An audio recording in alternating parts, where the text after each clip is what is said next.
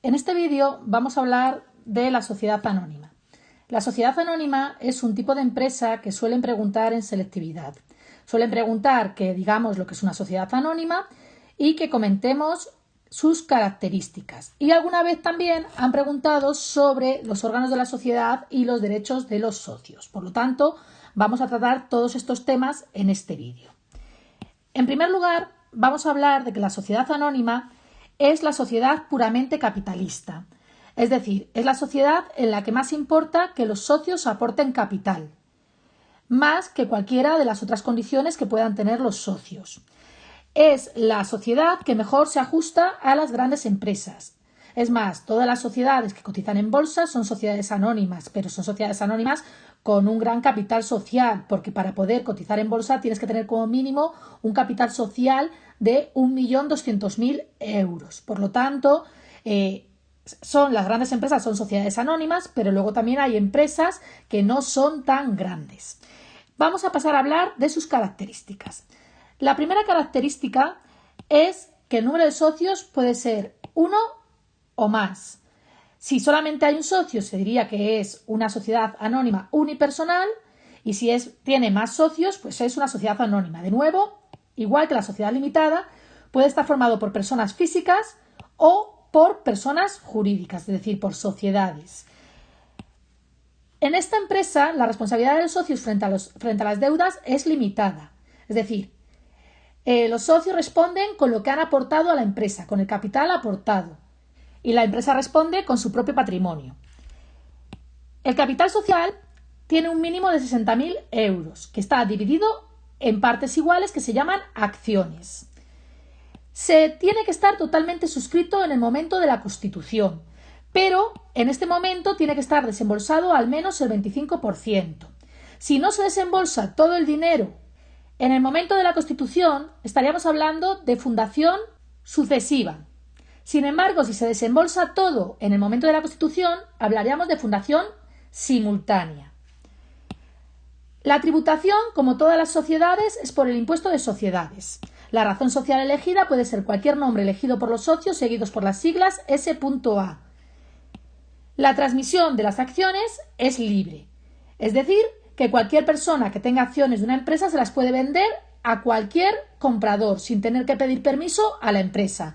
Es por ello que este es el tipo que eligen las grandes empresas o las empresas que requieren cierto capital, porque tú tienes acciones de la empresa que puedes vender cuando quieras y no te comprometen con la empresa. Continuamos hablando de los órganos de la sociedad. Los órganos de la sociedad son los mismos que los órganos de la sociedad limitada, es decir, la Junta General y los administradores. La Junta General es la reunión de los socios donde se deliberan y se toman decisiones sobre cuestiones importantes de la empresa. Existen tres tipos de juntas. La Junta General Ordinaria, que se tiene que celebrar dentro de los 6 primeros meses de cada ejercicio económico, y en ella se va a censurar la gestión social, se van a aprobar las cuentas anuales y se va a decidir sobre la aplicación de resultado. Se debe convocar por los administradores. La Junta Extraordinaria es toda junta que no reúna los requisitos de Junta General Ordinaria y pueden existir varias al año y también las convocan los administradores. Y por último, la Junta Universal tiene que estar presente todo el capital social, es decir, que son juntas de todos los accionistas. En segundo lugar, tenemos a los administradores, que es quien se encarga de administrar la empresa. Puede estar formado por un único administrador o por un conjunto de ellos que se llamaría Consejo de Administración. Los administradores no pueden dedicarse a la misma actividad por cuenta ajena, igual que las sociedades limitadas. Y entre sus funciones está la elaboración de las cuentas anuales.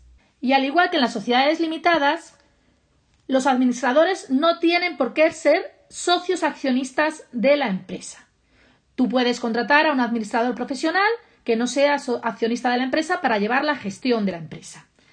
Por último, vamos a hablar de los derechos de los socios. Los socios tienen derecho al reparto de beneficios si se decide que se va a repartir dividendos y si se tiene que liquidar la empresa al patrimonio resultante de la liquidación, al reparto del patrimonio resultante de la liquidación. Se tiene derecho preferente de suscripción en la emisión de nuevas acciones. Esto principalmente es para no perder el poder, es decir, que si tú tienes un porcentaje de capital social, tengas derecho a mantener ese porcentaje de capital social si hay una ampliación de capital.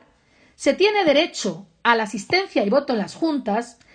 Hay en empresas grandes que hay ciertos accionistas que tienen muy poquito capital social, porque el capital social está dividido en muchísimas acciones y cada acción puede ser de muy poco valor. Entonces, para poder tener derecho de asistencia a las juntas y derecho de voto, tienes que tener un mínimo de capital social. Entonces, a veces para llegar a ese mínimo lo que se hacen es unirse varios accionistas para conseguir ese mínimo y poder acudir a las juntas. A esto se le llama sindicación.